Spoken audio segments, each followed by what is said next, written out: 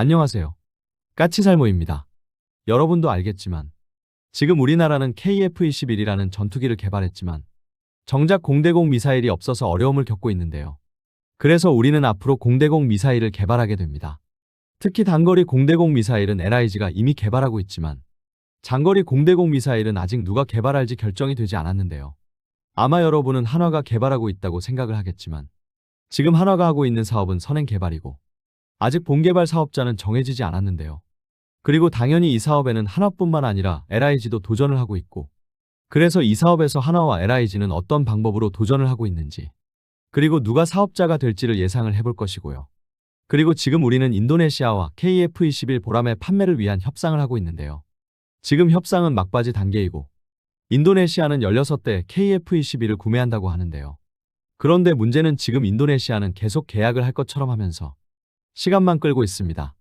그래서 이게 어떻게 된 건지 그 이야기를 해볼까 합니다. 그 전에 앞서서 이번에 또다시 F-35 전투기에 부품 돌려 막기 문제가 거론되었는데요. 이게 어떻게 된 거냐면 이번에 공군이 국회 국방위 강선영 의원실에 제출한 자료에 따르면 지금 현재 우리나라에서 운용하는 최신 전투기 중에서 F-35가 가장 동류 전환이 심하다고 합니다. 이번 자료는 최근 5년간 운용 전투기별 동류 전용 현황이라고 하고요. 동류 전환이라는 건 특정 전투기가 작전을 해야 하는데 부품 고장이 발생을 해서 교체를 해야 할 때 예비 부품이 없으면 작전에 투입되지 않는 기체에 부품을 뜯어다가 교체하는 걸 이야기하는데요. 그런데 이제 도입한 지 7년밖에 안 된 F-35가 이미 도입한 지 20년이 넘은 F-15K보다 동류 전환이 심하다고 하네요. 물론 핑계를 대는 게 우크라이나 전쟁과 그리고 이번 이란 전쟁 등으로 인해서 부품 수급이 어려워져서라고 하는데요. 그런데 그건 다른 기종들도 다 마찬가지일 텐데 유독 F-35만 동류 전환 비율이 높은 건 이해가 안 되죠. 그래서 전쟁으로 인해서 부품 수급이 안 된다는 건 핑계일 뿐이고 결론은 미국의 로키드 마틴이 제대로 후속 군수 지원을 해주지 못해서라고 보이고요.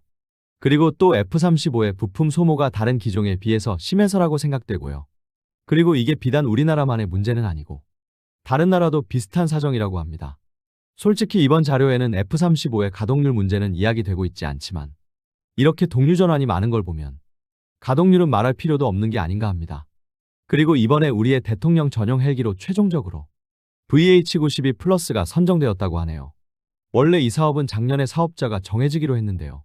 그리고 원래는 미국의 벨사와 유럽의 레오나르도도 참여한다고 했으나 정작 사업에는 불참을 했고 로키드 마틴의 VH-92 플러스만 단독 응찰을 해서 바로 사업자가 선정될 줄 알았으나 이상하게 사업자가 선정이 되지 못하고 반년 이상의 시간을 끌었는데요.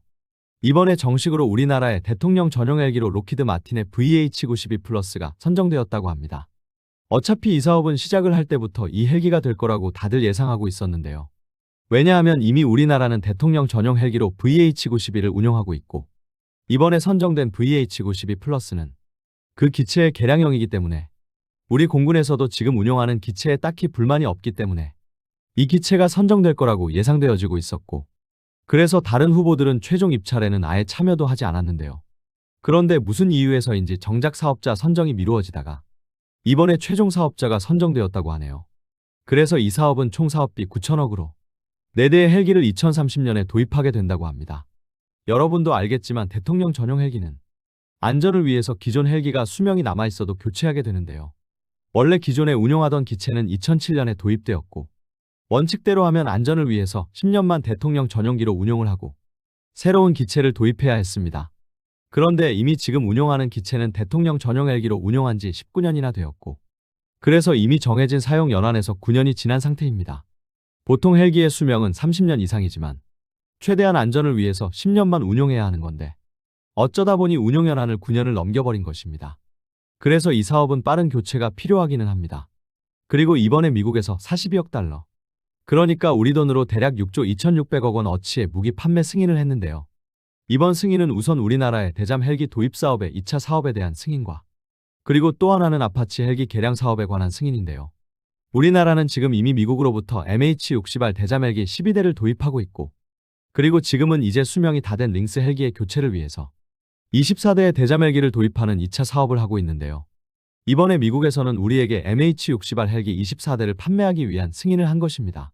물론 아직은 우리는 2차 대잠 헬기의 사업자를 정한 건 아니고 원래 판매 승인은 사업자가 정해지기 전에 이루어지는 건데요. 그러나 사실상 이번 2차 사업은 거의 MH60R이 단독 후보이기 때문입니다. 원래는 이 사업에는 유럽의 NH90도 참여하고 있었는데요. NH90은 이미 이 사업을 포기했고 링스 헬기의 후속 모델인 와일드캣은 우리 군이 요구한 ROC를 충족하지 못하기 때문에 이번 사업은 사실상 MH60R이 단독 후보입니다.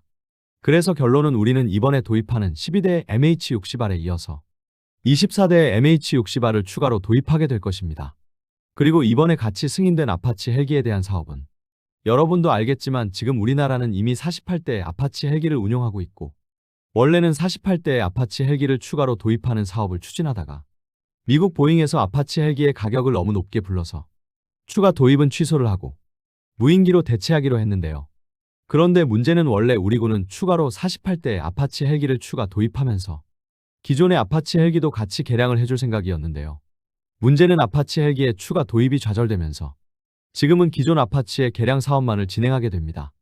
이번에 진행되는 개량 내용은 롱보우 레이더의 개량과 그리고 기존에 우리 헬기에 없었던 링크 16을 탑재하는 개량이 이루어지는데요. 문제는 이번에 아파치 헬기에 링크 16을 탑재하게 되면 기술적으로는 우리 군의 아파치 헬기도 무인기를 운용하는 멈티 기능이 부여된다는 점입니다. 그런데 여러분도 알겠지만 미국은 아파치 헬기와 그레이 이글 무인기를 멈티로 연결해서 사용하고 있고 우리나라는 그레이 이글을 도입할 생각이 없다는 점입니다.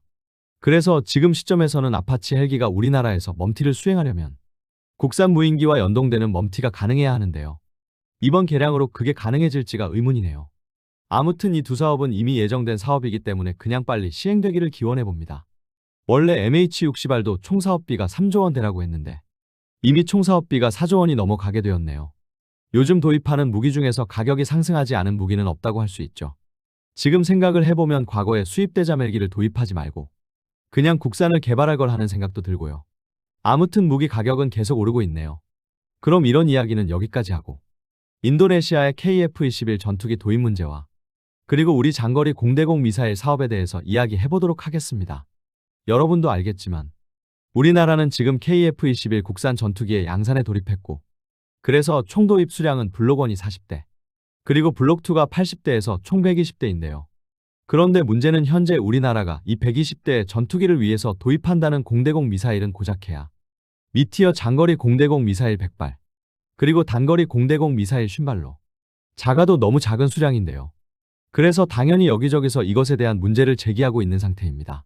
그리고 이번에는 여러분도 잘 아는 그 SBS의 기자님도 그 문제를 지적하는 기사를 냈고 특히 그 기자님은 작년 12월 18일에 있었던 대통령에 대한 공개 업무보고에서 우리 방사청과 군 관계자들이 대통령의 질문에 제대로 답을 하지 못하고 우왕좌왕했으며 분명 대통령이 질문을 한 건 장거리 공대공 미사일에 대한 질문이었는데 단거리 미사일 이야기를 해서 사태를 모면했다고 지적하고 있습니다. 한마디로 방사청과 군에서 대통령에게 거짓말을 해서 사태를 모면했다는 것입니다.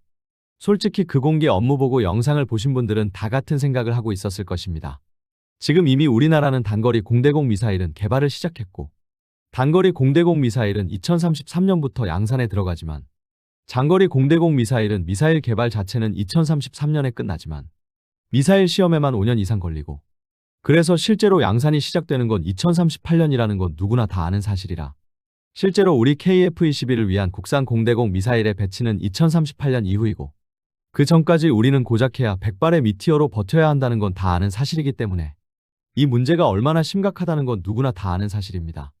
그래서 언론에서도 잊을만 하면 계속 관련 기사들이 나오고 있고 속칭 군사 전문 기자들은 전부 이 문제를 기사화하는 중이고 이번에는 SBS의 군사 전문 기자님이 그 내용을 다룬 건데요. 한마디로 말해서 지금 우리나라의 장거리 공대공 미사일은 답이 없는 상태입니다. 그리고 지금 우리나라의 장거리 공대공 미사일은 아예 본격적인 개발도 들어가지 않은 상태이며 여전히 본격 개발인 본개발이 아닌 선행 개발에 머물러 있는 상태인데요. 이 선행 개발은 지금 한화가 수행 중이고 그래서 한화는 연일 우리나라의 장거리 공대공 미사일을 자신들이 개발을 하고 있다고 언론 플레이를 하고 있는 상태입니다. 그러나 실상은 아직은 우리 장거리 공대공 미사일을 누가 개발할지는 정해지지 않은 상태이고 그래서 우리 장거리 공대공 미사일의 선행 개발은 올해 말에 두 발의 발사 시험이 끝나면 사업은 종료되게 되고 정식 사업은 내년부터 시작을 하게 되는데요. 그리고 당연하지만 이 사업에는 지금 한화만 도전하고 있는 게 아닙니다. 요즘 연일 나오는 기사를 보고 있으면 이미 이 사업은 마치 한화가 선정되어서 한화가 하고 있는 것 같지만 실제로는 아직은 누가 사업자가 될지는 모르는 상태입니다. 그리고 당연히 이 사업에는 한화뿐만 아니라 LIG도 도전을 하고 있는데요. 다만 이미 LIG는 단거리 공대공 미사일의 개발을 담당하고 있고, 그리고 우리 방사청은 특정 분야를 특정 업체가 독점하는 걸 방지하기 위해서 특정 분야를 한 회사에게만 전부 몰아주지는 않기 때문에 당연히 단거리 공대공 미사일은 LIG가 담당을 하고 있기 때문에 장거리 공대공 미사일은 한화가 담당을 하게 될 것이라고 짐작만 하고 있을 뿐, 최소한 현 시점을 기준으로 장거리 공대공 미사일은 아직도 경쟁 상태입니다. 재미있는 점은 분명 우리의 장거리 공대공 미사일은 덕티드 램제트 방식으로 만들어지고, 그래서 사실상 장거리 공대공 미사일의 개발에 있어서 가장 중요한 기술은 덕티드 램제트 엔진 개발인데요. 문제는 원래 덕티드 램제트 엔진 개발은 지금까지는 한화가 독점을 하고 있다는 점입니다.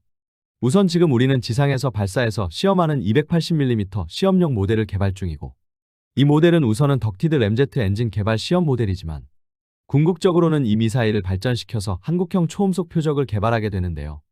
이 시험체도 지금 한화가 개발하고 있고, 그리고 장거리 공대공 미사일의 선행 개발도 한화가 하고 있고, 올해 말에 두 발의 시험체를 발사하게 되어 있기 때문에 사실상 우리나라의 덕티드 램제트 기술은 한화가 독점을 하고 있는 것처럼 보이는데요. 그럼 LIG는 지금 한화가 독점하고 있는 덕티드 램제트 기술을 어디서 가지고 와서 장거리 공대공 미사일을 개발한다고 하는 것일까요? 그게 바로 현대로템입니다. 여러분도 알겠지만 현대로템은 우리의 극초음속 미사일인 하이코어 미사일의 엔진 개발을 담당하고 있고, 하이코어 극초음속 미사일의 엔진을 개발하고, 그리고 양산할 양산시설을 전라북도 무주에 세운다고 제가 이야기한 바가 있는데요.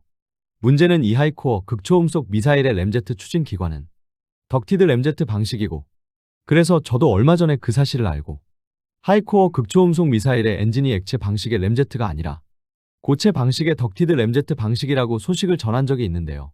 바로 LIG는 이번 사업에 현대로템과 협력해서 도전을 하고 있습니다. 한마디로 우리나라에서 한화 말고 덕티드 램제트 관련 기술은 현대로템에서도 개발을 하고 있기 때문에 LIG는 현대와 협력해서 이 사업에 도전을 하고 있는 건데요. 솔직히 그래서 여기서 저는 좀 제안을 하고 싶은 게 있는데요. 무엇이냐면 초기 개발은 두 회사가 동시에 하게 하는 게 어떨까 하는 것입니다. 여러분도 알겠지만 우리가 개발하는 장거리 공대공 미사일은 덕티드 램제트 방식이고, 이 방식은 세계의 여러 나라들이 개발에 실패를 했고, 오직 유럽의 MBDA만이 개발에 성공을 한 극악으로 개발이 어려운 기술입니다. 그래서 저는 LIG가 단거리 공대공 미사일을 개발했기 때문에 장거리는 무조건 한화에게 담당하게 하지 말고 우선 최소한 초기 모델이라도 두 회사가 동시에 담당을 하게 해서 이 미사일의 개발 위험을 나누게 하고 좀 더 빠른 개발을 진행해야 한다고 생각을 합니다. 만일 한 회사만 개발을 하다가 실패를 하면 정말 그때는 답이 없는 것이기 때문에 한화뿐만 아니라 LIG와 현대로템 연합에게도 기회를 주어야 한다고 생각을 합니다. 분명한 건 우리는 2038년까지 단 100발의 미티어 미사일로 버텨야 하고, 이 문제는 정말 심각한 문제입니다. 그래서 지금 연일 우리도 호주처럼 미국의 신형 공대공 미사일인 AIM-260을 도입해야 한다는 주장이 나오고 있는데요. 이번에 SBS의 모 기자님도 호주의 AIM-260 미사일 구매를 눈여겨봐야 한다고 이야기하더군요. 한마디로 지금 우리 KF-21의 장거리 공대공 미사일 문제는 상당히 심각한 상태이고, 대통령 업무보고에서는 대통령에게 거짓말을 해서 그냥 넘어갔지만 그대로 계속 모른 척 할 수는 없는 문제라는 건 확실합니다. 그래서 우선은 최대한 장거리 공대공 미사일의 개발이라도 앞당겨야 한다고 봅니다. 그래서 장거리 공대공 미사일의 개발을 앞당기기 위해서 한화 한 회사에게만 개발을 하게 할 것이 아니라 LIG와 그리고 현대로템에게도 기회를 줄 필요가 있다고 저는 생각을 합니다. 아무튼 장거리 공대공 미사일은 지금 답이 없는 상태이고, 정말 이러다가는 일부의 주장처럼 우리는 미국의 AIM-260을 구매해야 할 수 있습니다. 여러분은 이 문제를 어떻게 생각을 하시나요? 우리의 장거리 공대공 미사일 개발을 앞당길 방법은 무엇이고, 그리고 고작 100발의 미티어만으로 2038년까지 버티는 게 가능하다고 보시나요? 아니면 중간에 다른 미사일을 구매해야 한다고 보시나요? 분명한 건 우리가 지금 공대공 미사일을 주문한다고 해도 바로 받을 수는 없다는 점입니다. 미티어는 지금 유럽에서 미티어2를 개발하기로 결정했기 때문에 언제 단종될지 모르는 미사일이고요. AIM-260도 지금 이미 주문한 호주도 2030년 이후에 받게 되기 때문에 우리가 지금 주문을 해도 2030년 이후에 받게 될 것이라는 점입니다. 그래서 솔직히 주문하려면 최대한 빨리 주문을 해야 합니다. 솔직히 이 문제는 저도 어떻게 해야 할지를 모르겠네요. 그리고 여러분도 알겠지만 지금 우리는 인도네시아와 KF-21 16대를 판매하기 위한 협상을 하고 있는데요. 그래서 저번에 인도네시아 대통령이 방한할 때 우리 KF-21을 구매하기 위한 계약을 체결할 거라고 예상을 했으나 실제로 계약은 이루어지지 않았는데요. 그리고 최근에 카이 사장은 인도네시아와의 협상이 막바지에 와 있다는 이야기를 했습니다. 그래서 분명한 건 우리 KF-21을 구매하기 위한 인도네시아와의 협상이 거의 끝난 건 분명한데 정식 계약은 여전히 이루어지고 있지 않은 상태인데요. 이것과 관련해서 이번에 인도네시아 현지에서 재미있는 소식이 나왔습니다. 인도네시아 현지 언론에서 인도네시아 재무장관의 인터뷰 기사를 올렸는데요. 이 재무장관의 말이 상당히 재미있습니다. 지금 우리 KF-21이 인도네시아에서 어떤 상태인지를 아주 잘 보여주는데요. 인도네시아 재무장관의 말에 따르면 KF-21 건은 아직 나에게 오지 않았다. 잘 모른다. 될 것 같기는 한데 아직 요청이 오지 않아 모른다라고 하고요. 이 사업은 꽤 오래전에 예산이 편성됐기 때문에 문제는 없다. 오래된 예산이라 이제 실행만 남았다라고 합니다. 한마디로 이미 인도네시아는 예산 편성도 끝난 상태이고 그리고 사실상 협상도 마무리 단계인데 정작 계약이 체결되지 않은 상태라는 건데요. 여러분도 알겠지만 우리는 지금까지 오락가락한 인도네시아의 태도 때문에 정말 많은 어려움을 겪었는데요. 잠수함은 계약까지 하고 우리 업체에서 부품까지 구매했는데 사업을 중단해버렸고 KF-21 개발비 분담금도 갑자기 분담금 납부를 중단해버려서 어려움을 겪었는데요. 이제 KF-21 전투기 도입 계약도 이미 협상도 끝난 것 같은데 정작 도입 계약을 체결하지 않고 있는 상태라는 건데요. 정말 이런 인도네시아의 태도를 보면 화가 나네요.